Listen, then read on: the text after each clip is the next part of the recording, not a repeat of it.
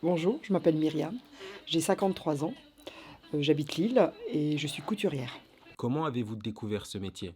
Alors, de par mon cursus scolaire, après ma troisième, on m'a demandé ce que je voulais faire et on m'a proposé différents métiers, dont la couture, et j'ai choisi la couture. Quel est le parcours scolaire qui vous a permis d'accéder à ce métier? Alors, je suis rentrée au lycée et j'ai fait un CAP, BEP, couture, que j'ai obtenu. Avez-vous eu précédemment des échos positifs ou négatifs de ce métier? Non, j'ai eu que des échos positifs. Selon vous, est-il facile de trouver un poste similaire?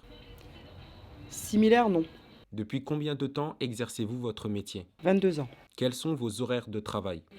Alors, on travaille beaucoup.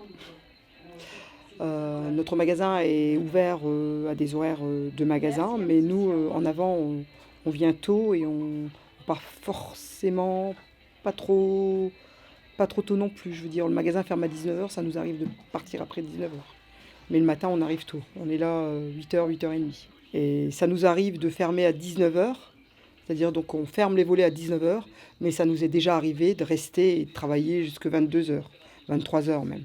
On arrive facilement à plus de 45 heures d'heures par semaine, hein. Quel est l'objectif de ce métier? Bah, c'est de réparer leurs vêtements. Donc transformer quand il y a des transformations à faire. Quand il y a des fermetures à changer, changer des fermetures ou des doublures. Nous faisons de la confection aussi, donc nous faisons du sur-mesure.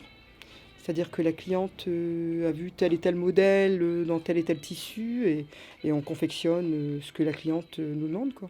Quel est le critère à avoir pour réussir à ce poste? Alors être minutieux, être patient et pas compter ses heures. Comment décririez-vous votre journée de travail à un enfant? Je dirais qu'on est des magiciens puisqu'on répare des vêtements. Donc quand un client arrive avec un pantalon qui est complètement déchiré et que le client arrive et me dit mais ouais c'est super, on voit rien. Donc c'est magique. Voilà comment j'écrirais ça. Non. Quelles sont les tâches à réaliser? Bah, quand on arrive le matin, on regarde déjà ce qu'on doit faire pour la journée. Donc on prépare différents vêtements. Donc on démonte, on coupe. Ça, je vous parle, c'est avant l'ouverture du magasin. Parce que le magasin ouvre à 10h, mais on prépare déjà avant l'ouverture parce que quand on ouvre à 10h, quand le client arrive, forcément on est pris dans l'engrenage des essayages, des prises de mesure. Donc on essaye d'avancer un maximum avant l'ouverture du magasin. Donc c'est préparer les vêtements, couper, démonter.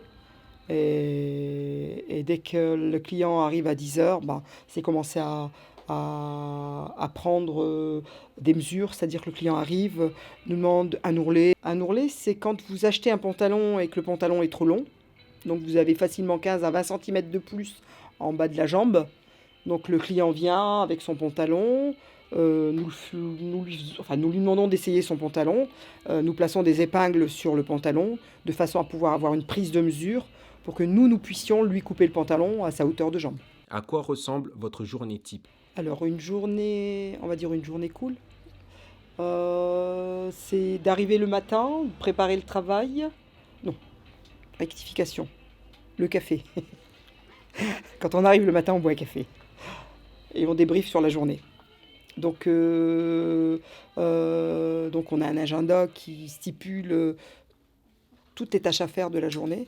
Donc on départage avec ma collègue, on départage toutes les tâches à faire. Ou avec les stagiaires parce que j'ai des stagiaires qui bossent avec moi. Donc on répartit les tâches de la journée.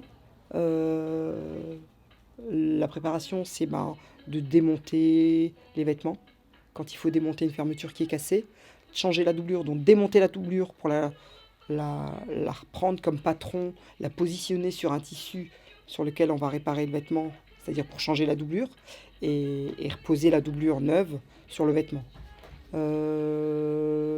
Transformation d'un pantalon, quand le client a perdu du poids, c'est de rétrécir le pantalon à la taille du client.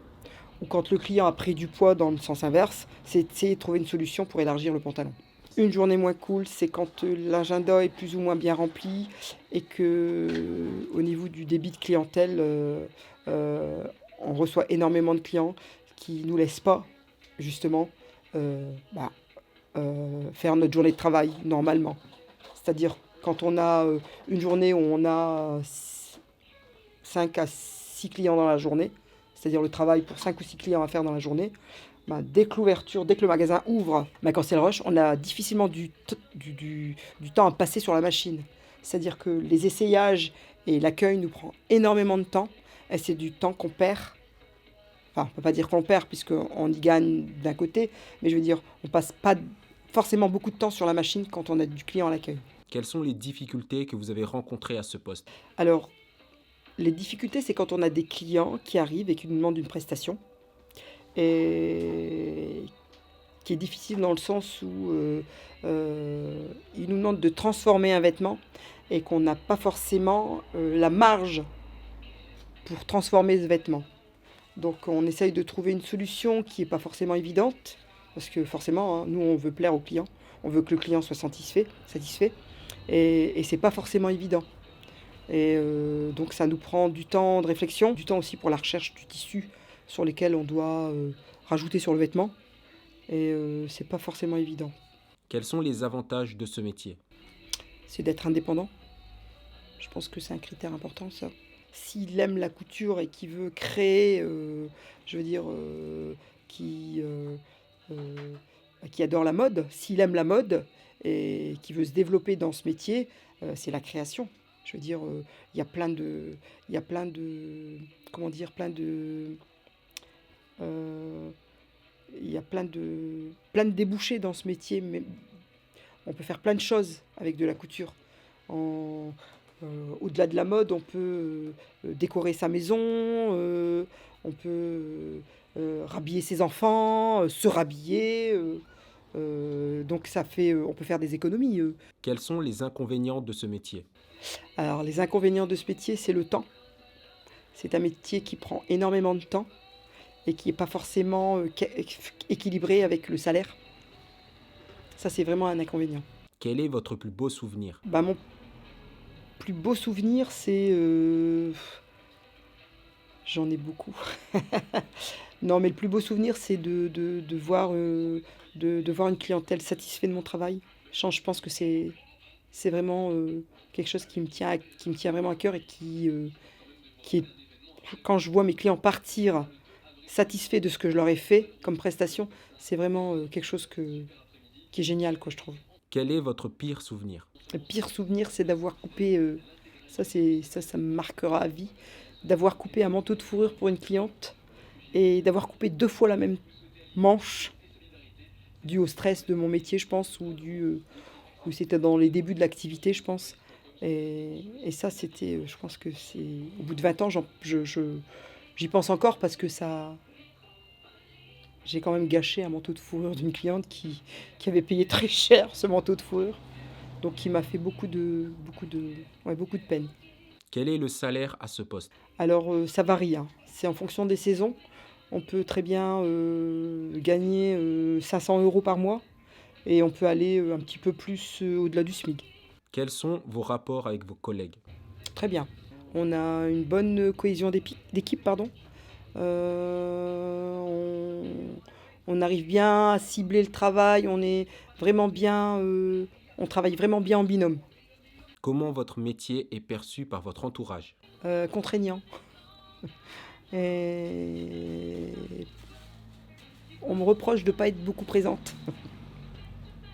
Voilà comment il est perçu. Quels sont les débouchés possibles du métier? Alors, on peut aller très loin.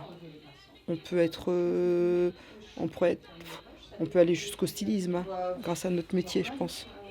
C'est très très vaste. Quels sont les conseils que vous pouvez donner à une nouvelle recrue? Alors, je lui dirais de ne pas compter ses heures, surtout parce que ça demande énormément de temps. De ne pas être gourmand au niveau salaire dans les débuts, parce qu'il faut vraiment valoriser l'entreprise, vous voyez. Pas confondre la caisse et sa poche. Contrairement à beaucoup de jeunes, ce que les jeunes font dans les débuts, vous voyez. Moi, je pense qu'il faut être patient et pas gourmand. Avez-vous un message à donner pour ceux qui souhaitent réaliser ce métier? Alors, faites des formations. Alors, les formations, ça aide beaucoup. Faites des stages. Je pense que les stages vous donnent vraiment une idée de ce qu'est le métier. et changer de stage. Je veux dire, d'une entreprise à une autre, vous pouvez avoir affaire à des personnes différentes et qui vous donnent une image différente du métier. Je pense que les stages et formations sont bien pour choisir, pour choisir ce métier. Cette interview touche à sa fin. J'espère qu'elle vous a permis de découvrir la réalité terrain de ce métier. Si vous jugez que cette vidéo a été utile, n'hésitez pas à interagir avec elle pour qu'elle soit suggérée plus facilement à ceux qui en ont besoin. Ajoutez à ça, n'hésitez pas à vous abonner pour ne pas rater la suite des interviews à venir. On vous remercie d'avoir suivi cette vidéo jusqu'au bout et à très bientôt.